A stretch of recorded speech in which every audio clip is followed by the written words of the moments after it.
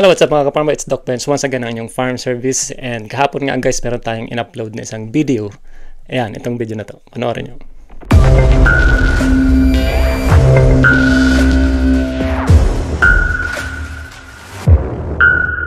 So, nakalagay dyan guys kung ano ang ginamit naming terminal bore or yung tatay ng mga biik na yan.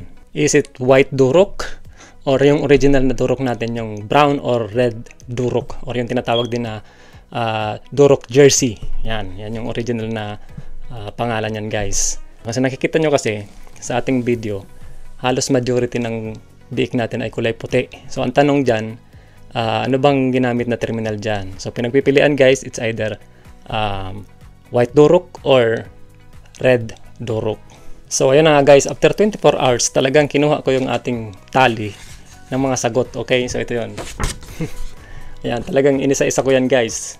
Binilang natin kung ilan yung mga nagsabi ng white Durok, red Durok, tapos kung ano-ano pang mga sagot nila. Okay? So, isa-isay natin guys. Ayan. Yung nagsagot ng white Durok ay 67. Yung nagsagot naman ng red Durok ay 123. Samantalang merong mga pa-extra-extra mga sagot na mixture daw ng red-white, tatlo. Durok. Ito yung nakakatawa kasi nga nandun na sa choices yung white or red ang pagpipilian. Okay? Meron pa rin nagsagot ng Durok 7. Shout out sa inyong 7. Okay? Tapos meron din guys nagsagot 3. Large white daw. Siguro kasi nakita niya na dahil lang ang puro puti. But the thing is, nandun na guys sa video yung choices. Okay? Mamimili na lang kayo dun sa dalawa. Wag na kayong gumawa pa ng another option or choice. Okay? So, all in all guys, as of this time, 24 hours after, ayan, meron comment na 204. So, meron pa dang mga ibang comments na hindi ganun ka-relevant guys sa kuhan. So, hindi ko na siya kinount dito sa bilang ng ating mga bumoto. Okay? So, ngayon, ano ba talaga ang tatay ng mga biik na yan guys? So, ang tunay na terminal bore na ginamit namin yan guys ay ito. Ayan. So, shout out dun sa mga nagsabi ng red Durok. 123 votes. Tama kayong lahat guys. Okay? So, doon naman sa mga nagsabi ng white Durok, better luck next time. Okay? So, siguro dahil itong 67 ito, binasi lang nila yung sagot nila base dun sa nakita nila kasi majority ng piglets dyan ay puti. Okay? So, ang paliwanag dyan guys, despite of using colored terminal bore, bakit puti pa rin yung lumabas? Okay? So, simple lang guys ang kasagutan dyan. Kasi itong Durok natin, kapag kakrinos mo siya sa white breeds, sa dalawang color na yan guys, merong dominant, meron ding recessive. Okay? So, sa lagay na yan, ang dominant ay yung mga white breeds. Okay? Pag sinabi natin white breeds, 100% pure na white breeds. Okay? Tapos, yung Durok is recessive siya. Anything na or any breeds or kahit sa tao guys, pag mga white breeds, dominante ang dugo niyan kumpara sa mga colored race. Okay? Balikan natin yung si Catriona Gray, tapos yung tatay niya, di ba? Yung nanay niya Pilipina, tapos yung tatay niya ay isang Australian. So nakita niyo yung labas puti. Talo talaga lagi yung may mga colored na lahi. Mapa sa baboy man, ganun din guys. Okay? So isa pa guys na explanation diyan, yung Durok kasi may variation yung kulay niya, kaya nga merong brown, merong golden brown, merong red na yung tawag nila, merong dark brown, nag-iiba-iba. So, ano yun guys, sinyalis yun na yung kulay nila ay talagang hindi siya consistent na same as sa puti, na kapag ka nag-breed ka ng white to white, white lang ang lalabas. Okay? So, itong Durok kasi, Durok to Durok, merong variation na lalabas. Merong sobrang tingkad na brown, meron namang yellowish to golden brown, merong ganon. Okay?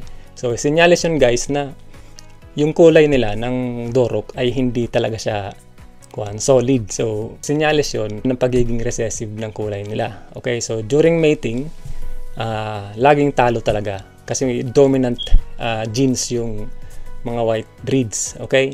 Isa pa, kasi during terminal breeding guys, ang ginagamit natin commonly na practice ay yung F1 na merong dalawang bloodline, which is large white at landrace. Parehong pure white yan guys.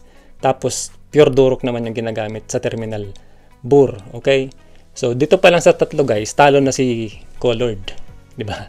So sa 100%, it takes halos nasa more than 60% ng bloodline ay cover ng white. So ilan lang yung percentage ng kulay ng Duroc. So dun pa lang talo na si Duroc. Hindi pa kasama yung pagdating sa bagay ng recessive tapos yung dominant traits ng dalawang lahi. Okay? Kaya lagi nating promote yung terminal breeding. Dapat yun ang bloodline. 25-25, 50 ang pupunta dun sa mga finisher or patiner natin. Or yung terminal product natin. So kaya naman guys, dun sa ating 123 na tao na nagsagot ng red or brown Duroc, isang malaking palakpakan sa inyo guys. Dahil tama kayo. Okay? So ngayon ang gagawin natin guys, basahin natin yung ilan sa mga comments na meron relevance or may special na sinasabi. Okay? So shout out guys kay Zier, hindi ko lang paano i-pronounce yan, Zier Batolina. Sabi niya, white Duroc sana sasagot ko Dok. Kaso parang nasabi nyo sa nakaraang vlog na di pa nakagamit ng white Duroc, pero baka mali lang ako ng rinig. Okay, so tama ka ng rinig, Sir Batolina. Okay, so isang ibig sabihin masugid kang sumusunod or sumusubaybay sa ating mga videos. Okay, so tama. Ito naman sabi ni Christian Shamboy Tolentino. Shoutout sa'yo. Red Duroc kasi dominant ang kulay ng inahindok based on characteristics. Correct, yan yung sinasabi natin guys kanina na yung mga white breeds natin, yung inahin kasi namin dito is dalawa lang, yung back cross tapos mga F1. Okay, so parehong mga ano yan guys, mga pure white breeds yan ang origin nila, ang pinanggalingan. Okay, so dominant sila, kaya yan nakikita nyo halos nasa sa aking tansya mga nasa 85% ng mga biik na yan na pinakita ko ay puti talaga. Sabi naman ni Tagnipis, grabe niyang pangalan, no? Tagnipis. Okay, Tagnipis Severino Regine. Sabi niya, Red Duroc, alams na, nakaraang vlog mo, boss, hindi ka pa nakagamit ng white. Okay, shout out din sa'yo. Ibig sabihin, nakikinig ka at natatandaan mo, mataas ang retention ng iyong utak. Okay, sabi naman ni Oz, Red Duroc po, kasi may nakita akong Red Duroc na piglet. Ayan, yan yung guys sinasabi ko. Mga nasa maliit na porsyento lang yan. Kung nakita nyo din yung may ilang kulay brown dyan sa video. Yun. Duroc siya, as in pure na kulay ng Duroc. Isang piglet o dalawang piglet ata yun nandyan. So, sabi naman ni Condado Briton, Red Duroc kasi di naman kayo nagama. Ayan, okay ka din. Shoutout sa'yo, Condado Briton.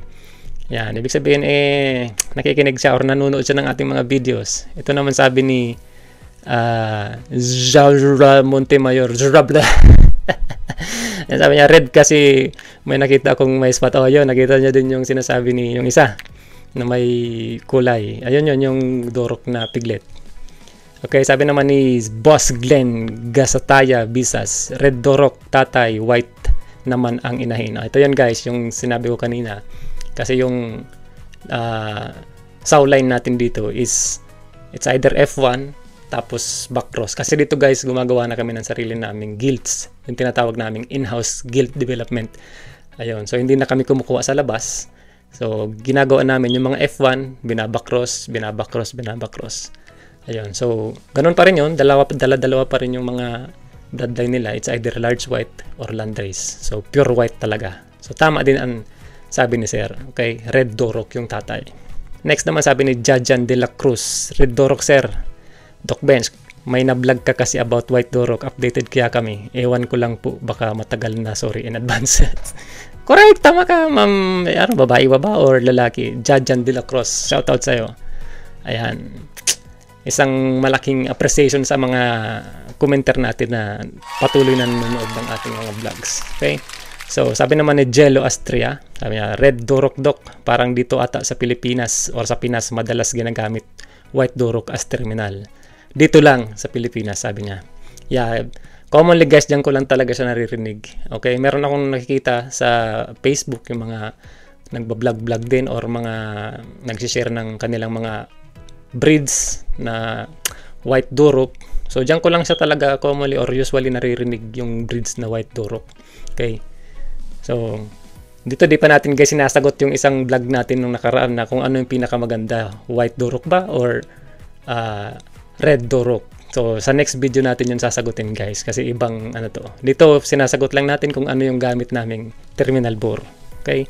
So sa next video sasagutin natin kung alin sa kanila. Okay? So shoutout sa iyo Mr. Jello Astria. Ito naman isang top fan natin guys, si Lubiranis BPC Farm. Nasubukan ko magpakasta ng red sa large white. Puti naman kinalabasan ng biik sa red and terminal. Ito guys, yung basic example ng mating ng dalawang breed. Ibig sabihin kung nagmamit siya ng red or Duroc tapos large white, sabihin natin pure breeds pareho. So, crossbreeding yon. Ito yung pinaka-basic guys Puti naman daw ang kinalabasan ng mga biik guys. Okay? So, yun na yun ang best example dun sa dominant si white tapos recessive yung si red. Okay? So shoutout sa iyo Sir Lubiranis BPC Farm. Okay, sabi naman ni Luigi Lavajed, red Duroc, di ka pa nakagamit ng white Duroc sir, nasabi mo siya. Isa din si Sir Luigi Lavajed. Ayan, shoutout sa iyo sir. Okay, patuloy nyo lang ang panonood ng mga vlogs natin at dito ang main goal natin ay makashare ng mga ideas at mga kaalaman na inyong mapapakinabangan. Okay? So, sabi naman ni Mark Baluzo, white Duroc, cross sa F1, kaya ganyan dok ang kinalabasan. Ayan, in-explain ko na to kanina. Yung sawline natin dito ay F1 o di kaya ay mga backcross. Okay? So, Duroc ang, white Duroc ang sinabi niya. Oh, mali Sir Mark Baluzo. Hindi white Duroc. Original Duroc lang ang gamit natin dito. Brown or red Duroc. Okay? Pero yung sinabi mo na cross ng F1, tama. Okay? So, sabi naman ni Sir Honorio Jr. Olivas, Dok, ano po mas maganda sa red or sa white Duroc? Ayan. Ito yung tanong na hindi pa natin masasagot ngayon or hindi pa natin sasagutin ngayon guys. Sa next video natin sasagutin ito. Okay? Kasi medyo malawakang explanation na naman to guys. Okay, so abangan nyo sa sunod na video. Okay, mayroon pa ba? So yan na, pinakahuling ko natin shoutout kay Sir Honorio Olivas. Ikaw na ang ating pinaka last but not the least na ating shoutout. Okay, patuloy nyo lang yan at mahaba pa ang ating pagsasamahan dito sa page na to. Okay, so hanggang sa muli guys, I see you on the next video. Abangan. Thank you for watching.